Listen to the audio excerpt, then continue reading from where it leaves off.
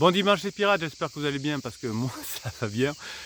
Oui, que des bonnes nouvelles, enfin pas que des bonnes nouvelles, mais beaucoup de bonnes nouvelles chez les pirates qui, bien que l'on soit en été, il y a des grandes avancées chez beaucoup de pirates, il y a des personnes qui reviennent ensemble, il y a encore des rebonds évidemment, mais vous avez plein de belles choses en commentaire sous YouTube et dans le groupe Facebook également. Donc je vous rappelle que cette semaine, nous travaillons sur la formation comment sortir de la procrastination, hein, puisque pour revenir en couple, il va falloir changer, il va falloir montrer qu'on a changé, il va falloir petit à petit montrer que l'on est capable de passer des bons moments ensemble. Donc la formation comment éviter la procrastination, elle est en descriptif de cette vidéo dans le catalogue des 100 formations. Vous allez pouvoir utiliser d'ailleurs cette formation ensuite, dans un deuxième temps, dans votre travail, avec vos enfants, dans le sport, etc. Parce qu'on a tous une tendance à procrastiner, hein, quand on est en mode survie. On est dans l'hyper-réactivité sur des choses et dans l'hypo-réactivité sur d'autres, hein. C'est-à-dire que ce que l'on devrait faire sur le long terme, on ne le fait pas parce que quand son conjoint est en crise ou quand on est en crise de couple, on est focalisé sur ce qui nous fait le plus mal possible, par exemple le pansement de son conjoint, et on ne pense pas, on n'a pas assez d'énergie pour construire l'avenir. Effectivement, quand votre conjoint a un pansement, il faut attendre que cette phase de lune de miel avec pansement se termine. Pendant ce temps, vous allez bosser sur vous. Et parfois, on a tendance à dire je voudrais résoudre immédiatement le problème de pansement. Hein, je voudrais vraiment résoudre ce problème-là pour retrouver mon conjoint. Et donc, je ne fais pas ce qu'il faut pour le long terme.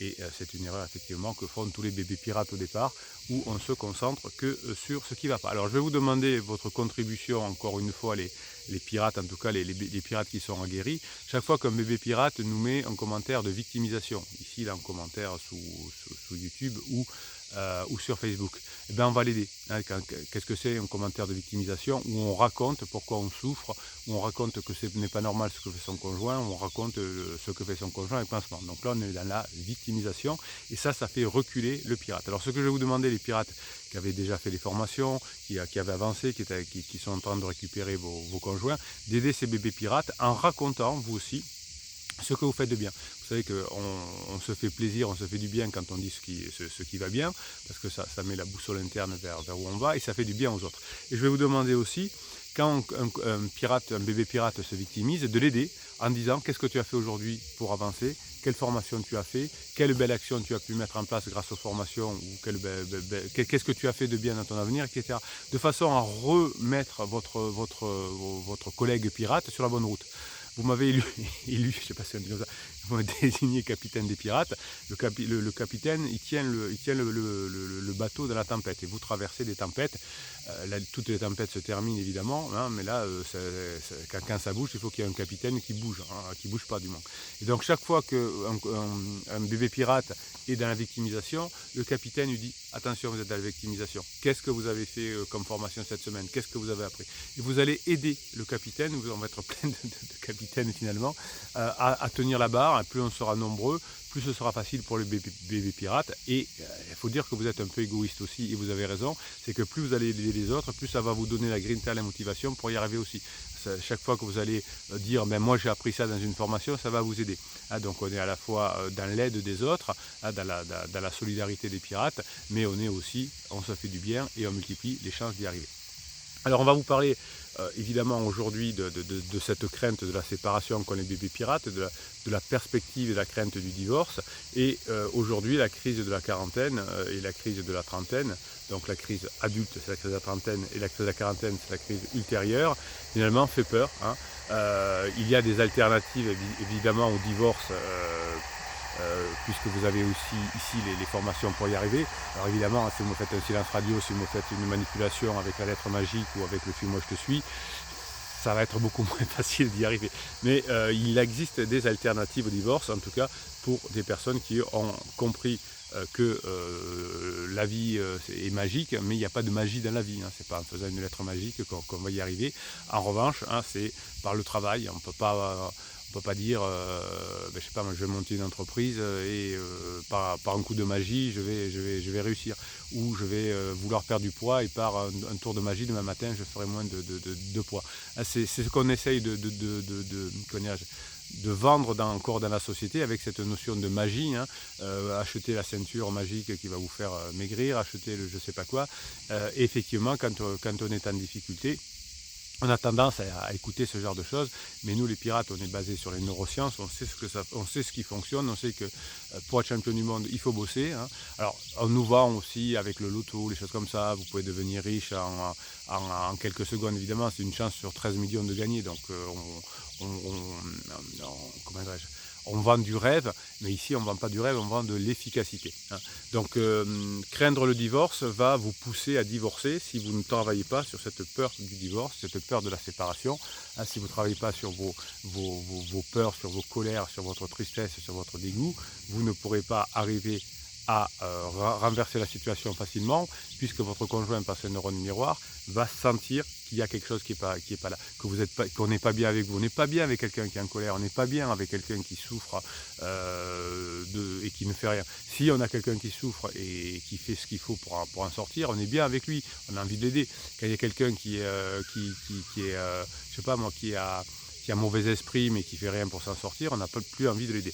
Donc en revanche, vous, si vous changez, si vous faites passer des bons moments à votre conjoint, eh bien il y a des chances que votre conjoint change d'avis par rapport à l'hypothèse qu'il avait eu de se séparer ou de divorcer, en disant effectivement, mon conjoint change, je passe des bons mois avec lui, et c'est compliqué de divorcer parce que ça coûte cher, 10 000 euros par an et 20 000 euros la première année, les enfants se retournent contre moi, pansement est tout pourri, donc je vais changer d'avis, puisque mon conjoint, lui, a changé et maintenant me fait passer des bons moments, il rigole, etc. Vous aurez le traditionnel, évidemment, t'as changé mais c'est trop tard.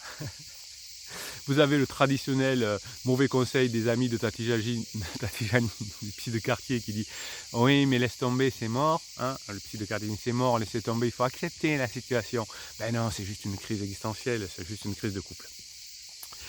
On va parler quelques chiffres. Hein. Évidemment, malheureusement, des centaines de divorces se sont prononcés chaque année pour des personnes qui n'ont pas fait ce qu'il faut. 7 fois sur 10, hein, les chiffres sont là, le divorce vient de la crise de la quarantaine. 7 fois sur 10. Le divorce, c'est pas la première raison du divorce, c'est la crise de la quarantaine ou de la trentaine, de toute façon. Et la première chose que vous avez à faire, c'est limiter l'emballement. Hein. Si vous limitez l'emballement, si vous faites en sorte que tout se calme, la phase d'alarme est là, il y a de l'explosion partout, il y a un feu d'artifice, mais on ne fait pas grand-chose pour alimenter le feu. Au contraire, on va éteindre le feu petit à petit. Comme on éteint le feu quand il y a une phase d'alarme en limitant l'oxygène que l'on met, hein, donc on ne fait plus d'interdits, on est en contact moelleux, on arrête de vouloir convaincre, et on va petit à petit diminuer les chances de se séparer. Et 7 fois sur 10, quand on divorce, c'est la crise de la quarantaine. Et la crise de la quarantaine, ici, on sait la gérer. Enfin, oui, on sait la gérer, mais c'est pas le but. Si j'ai moi-même la crise de la quarantaine, mais aussi on sait gérer quand son conjoint a une crise de la quarantaine. Donc pendant la crise de couple, votre séparation, votre divorce est évidemment redouté. Et finalement, vous allez vous concentrer votre énergie sur quelque chose qui ne va pas, c'est-à-dire essayer d'avoir un résultat très rapide. La première étape va consister à créer un espace et à trier les problèmes à résoudre. Je vais commencer à résoudre les problèmes chez moi pendant que mon conjoint est encore en phase d'alarme. Ce côté à la phase 2 que j'ai pas réussi à faire, ce côté un peu bougon, ce côté j'avais pas envie de sortir donc j'ai pas fait trop d'efforts, j'ai pas fait assez de compliments à mon mari, j'ai pas assez dit que je lui faisais confiance, j'ai pas été assez attentif envers ma femme, j'ai pas été assez compréhensif envers ma femme, j'ai donné des conseils quand on me les demandait pas, j'ai fait des violences psychologiques ou physiques involontaires. J'ai pas répondu aux besoins de mon conjoint. Donc tout ça, je vais commencer à travailler là-dessus, sur ce que je vais faire. Je vais mettre mon énergie sur cet espace-là de problèmes à résoudre chez moi. Et donc même dans des situations qui ont pu être désastreuses, le processus de formation que vous faites ici va vous aider à résoudre les problèmes. Donc la perspective d'une séparation ou d'un divorce, finalement, va être très prégnant, très présent. Par exemple, si les deux veulent. À partir du moment où il y en a un des deux qui ne veut pas et qui fait ce qu'il faut, les probabilités de divorcer sont beaucoup moindres. Effectivement, si l'un des deux, si l'un veut divorcer et que l'autre abandonne, hein, évidemment, il y a 100% de divorce. Mais si l'un des deux est en crise et veut se séparer et que vous faites ce qu'il faut, que vous formez, que vous repassez des bons moments, que vous réglez les problèmes, que vous êtes patient, que vous êtes persévérant, que vous devenez magnétique, etc., évidemment, hein, vous avez des grandes chances d'y arriver, comme dans tous les commentaires que vous avez de pirates qui y sont arrivés. Donc lorsque vous craignez la séparation, lorsque vous craignez le divorce, vous augmentez les chances que ce divorce se fasse, que cette séparation se fasse, et la peur finalement de la séparation, du divorce, va créer de l'insécurité, et quand vous êtes bébé pirate, vous allez commettre des interdits en disant des choses blessantes, en voulant faire la leçon, et finalement vous allez, et parfois même sous l'effet de la colère, aller dans le sens de votre conjoint en disant mais si tu veux divorcer, t'as qu'à prendre la porte, t'as qu'à divorcer, ou moi je vais prendre contact avec un avocat.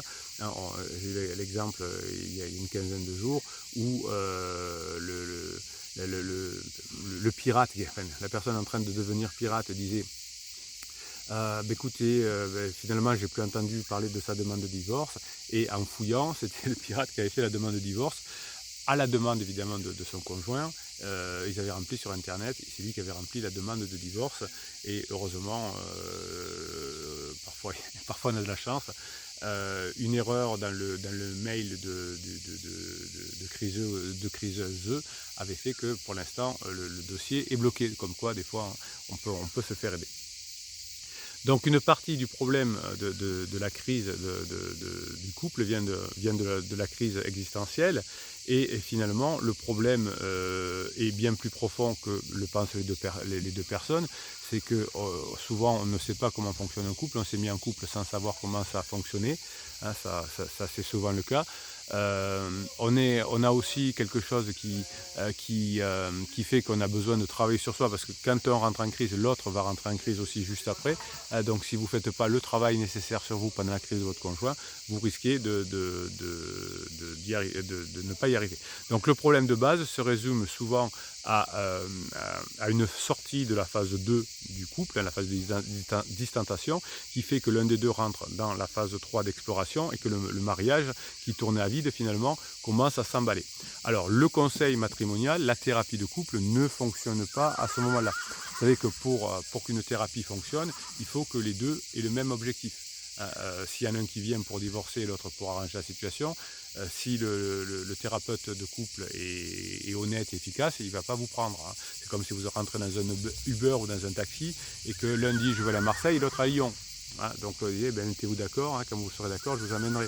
Donc le thérapeute de couple, pour différentes raisons, mais vous voyez pour lesquelles, va dire tant que vous n'êtes pas d'accord, même si on n'est pas d'accord, on va quand même prendre le couple, et donc c'est synonyme de beaucoup de séances, mais c'est destructeur, vous l'avez compris.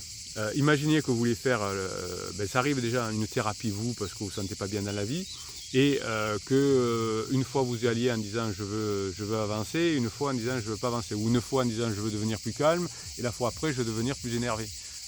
Le thérapeute veut dire vous me consultez pour être plus calme, pour être plus énergique. Donc choisissez, et après on va y travailler dessus. Mais si vous allez deux dans un sens différent, ça ne sert à rien. C'est pour ça que pendant la crise de couple elle-même, ça ne sert à rien d'aller voir un thérapeute. Il faut d'abord gérer la crise, et ensuite on va voir, quand on a décidé de revenir ensemble, on va voir éventuellement un thérapeute pour nous aider à fixer nos objectifs. Le conseil le conseil que je vous donne, n'allez pas voir un thérapeute pendant la phase 3, c'est très dangereux. Donc plus les couples travaillent pendant la phase 3 pour réparer l'ancien mariage, moins ça fonctionne.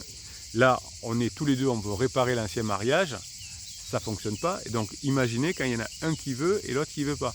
Hein, il y en a un qui va voir le thérapeute pour expliquer que c'est fini, et l'autre qui veut récupérer le truc. Bon, voilà. Alors si vous êtes thérapeute, vous allez vendre beaucoup de séances si vous faites ça, mais c'est très dangereux pour le couple. Donc si vous allez voir un thérapeute pendant cette phase 3 du couple, eh bien il y a des chances que le couple s'effondre encore plus rapidement que ce devrait être. Donc vous devez adopter une nouvelle approche. Vous allez travailler sur la création de la nouvelle relation, c'est-à-dire la phase 4 du couple. Hein. Donc vous avez une formation qui s'appelle gérer la phase règles de fonctionnement du couple, préparer la phase 4. Vous allez apprendre comment fonctionne un couple. Une fois que vous avez compris les règles de fonctionnement du couple, vous pourrez le mettre en place dès la crise existentielle. Bien, allez, on va se donner un coup de grinta. Donc vous avez votre mission, hein, les pirates. Chaque fois qu'il y a maintenant un pirate, un bébé pirate qui se victimise, qui écrit pour dire gna gna gna gna gna, on l'aide fort, fort, fort, et on explique ce qu'il faut faire. Allez, on va prendre, tiens, on va s'amuser, on va prendre un commentaire de victimisation et on va voir comment y répondre. Tiens, on va s'amuser à faire. C'était pas du tout prévu, mais c'est l'idée du capitaine du moment. Il est fou ce capitaine. Bruno, on se calme. Allez, on va aller sur le groupe Facebook du boulanger, voilà. Hein, donc le groupe Facebook s'appelle Éviter la séparation, éviter le divorce, récupérer son ex. Alors de temps en temps vous m'écrivez, vous avez un peu la flemme. Bruno, vous savez comment le trouve le groupe Facebook? Vous l'avez, le capitaine il vous a mis en descriptif de vidéo, là vous avez tout. Le catalogue des formations, le lien pour aller sur Telegram, le lien pour le groupe Facebook, le lien sur le bouquin, vous avez tout. Ou des fois vous me dites, oh je suis intéressé par telle formation, vous pouvez m'envoyer le lien s'il vous plaît? De cliquer sur le descriptif. Là, quand je vois ça, je me dis, ah, je suis pas sûr que la personne y arrive parce que là, on est un peu assisté. Allez, on y va. Salut les pirates, je suis nouveau. Voilà mon histoire à quelques détails près, c'est la même que la vôtre. Très bien. Alors ça, c'est bien. Déjà, c'est un bébé pirate qui est au top parce qu'il a compris que finalement, son histoire n'est pas exceptionnelle et que c'est la même. Je continue de travailler avec ma femme, il y a des jours avec et des jours sans, très bien, hein, des tops et des downs. Elle a récupéré son appartement il y a 3 mois et depuis, elle s'est mise à traîner avec des copines, je sais tout, tous les jours. Et je sais très bien, avec beaucoup de preuves, que cette femme ne fait rien pour ranger les choses. Oui, mais ça, vous êtes dans un truc traditionnel, le boulanger, vous avez compris. Quand quelqu'un est en difficulté et qu'il trouve quelqu'un qui va pouvoir le distraire, ben, il va le tirer à lui. Hein. Donc quelqu'un qui est mal et qui a une criseuse ou un criseux qui vient vers lui, hop, hein, on va faire la fête, etc. Je m'ennuierai bien. Évidemment, ça finit mal ce genre de relation aussi. Au travail, ça se passe bien depuis la reprise de la saison, mais j'ai peur que durant la saison, hop, dès qu'on a peur, on travaille sur soi, la pousse à sortir et faire n'importe quoi, comme cet hiver, et ne pas gérer au boulot. Si vous faites ce qu'il faut, hein, si vous allez accélérer la fin de la relation entre ce pansement-là, cette copine et criseuse, parce que vous allez redonner à votre conjointe ce qu'il faut. En ce qui concerne notre relation, c'est très bizarre. Il y a quelques semaines, j'avais l'impression que ça allait légèrement mieux, jusqu'à ce qu'on couche ensemble, et depuis un mur total. Voilà, donc c'est des hauts et des bas, c'est des tops et des downs. Peut-être que vous avez commis un interdit sans le savoir. Vous êtes dans un truc tout à fait traditionnel, comme vous le disiez tout à l'heure. Donc j'ai pris sur moi, j'ai attendu non sans sévère, et puis la voilà de retour. Voilà. Vous voyez que vous êtes dans une situation tout à fait normale. Doucement, on fait une soirée, et elle se met à la traîne avec ses potes de 20 ans et se mettre minable jusqu'à 9 h du matin. Oui, voilà. Donc ça, c'est des situations assez traditionnelles.